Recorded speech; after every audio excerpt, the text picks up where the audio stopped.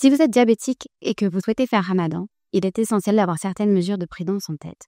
En effet, quand on est diabétique, pratiquer le jeûne présente certains risques. Parfois, il est d'ailleurs recommandé, déconseillé d'ailleurs, à certains patients de ne pas jeûner pendant le Ramadan quand leur état de santé ne leur permet pas. Même s'ils n'abordent pas spontanément le sujet avec vous, il est recommandé d'en discuter avec votre médecin traitant 1 à 2 mois avant le début du Ramadan.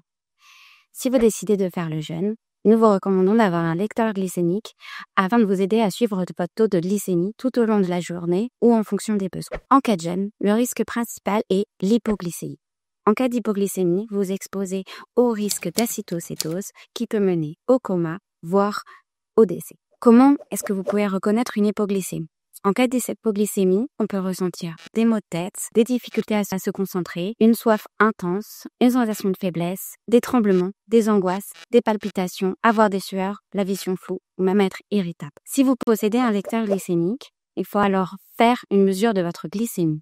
Si la glycémie elle est en dessous de 0,7 g par litre, vous êtes alors en hypoglycémie. Il faut alors rompre le jeûne immédiatement, prendre du sucre.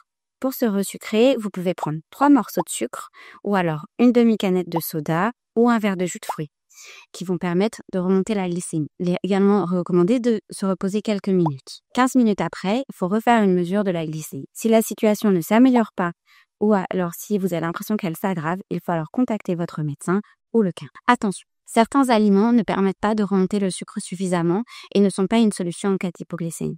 C'est le cas du chocolat, des biscuits, des fruits. Ils ne permettent pas suffisamment rapidement de remonter la glycémie.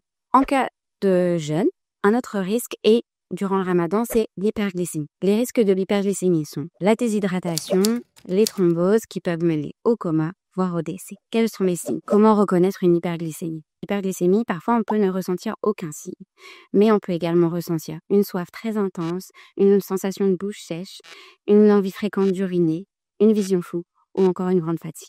Il faut alors faire une mesure de la glycémie. Si celle-ci elle est au-dessus de 2,5 g par litre, vous êtes en hyperglycémie. Il faut alors immédiatement rompre le jeûne et boire de l'eau. Pas du thé, du café, du soda ou du jus de fruits qui risquent d'aggraver la déshydratation. Il est également conseillé de consulter votre médecin ou d'appeler le 15 en cas d'aggravation. Le rythme de vie et les habitudes changent durant le Ramadan. Et ça peut déséquilibrer votre diabète. Donc, c'est la raison pour laquelle nous avons créé cette vidéo pour vous conseiller de faire le Ramadan de façon sécurisée en adaptant vos habitudes de vie. Durant cette période et encore plus que d'habitude, durant le Ramadan, il est important d'écouter votre corps et vos symptômes afin de rester en sécurité. En cas de doute, n'hésitez pas à contacter votre médecin ou votre pharmacien.